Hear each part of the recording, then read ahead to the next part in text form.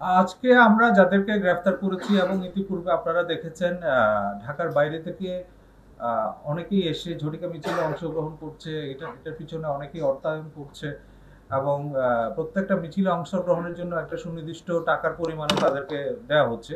এটা মূলত তাদের যে অবস্থানটা সেটা জানান দেওয়া এবং ঢাকা মহানগরীকে জনমনে আতঙ্ক সৃষ্টি করার একটা অপচেষ্টা এবং যে কোনো মূল্যে ঢাকায় তাদের যে অবস্থানটা সেটা প্রকাশ করানো।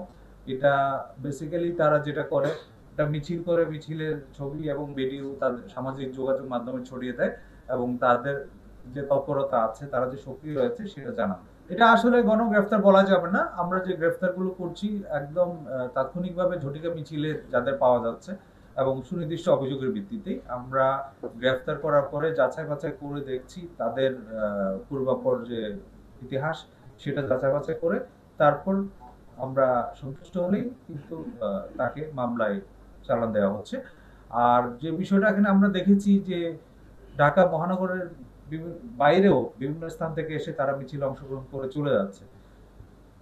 এটা নিয়ে আমরা চেষ্টা করছি তাদেরকে তাদের তৎপরতা অপতৎপরতা যেটা সেটা যেন বন্ধ রাখা।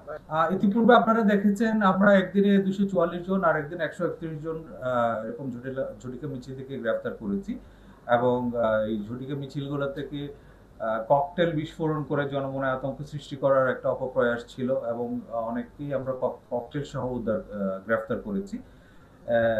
তাদের মূল উদ্দেশ্য হচ্ছে জনমনে আতঙ্ক সৃষ্টি করা এবং যে অপতৎপরতা তারা চালিয়ে যাচ্ছে সেটা যেন নির্বিঘ্নে করতে পারে, কিন্তু আমরা সতর্ক রয়েছি। আর যারা ঢাকার বাইরে আসছে সেই বিষয়ে আমরা অবশ্যই নজরদারি রাখছি। আমাদের নজরদারি এবং তৎপরতার কারণেই এই যে গ্রেফতার গুলো সেটা সম্ভব। আমরা অনেকের কাছ থেকে জিজ্ঞাসাবাদে তথ্য পেয়েছি, তাদেরকে মোটিভেট করার জন্য বিভিন্নভাবে আর্থিক প্রণোদনা দেওয়া হচ্ছে।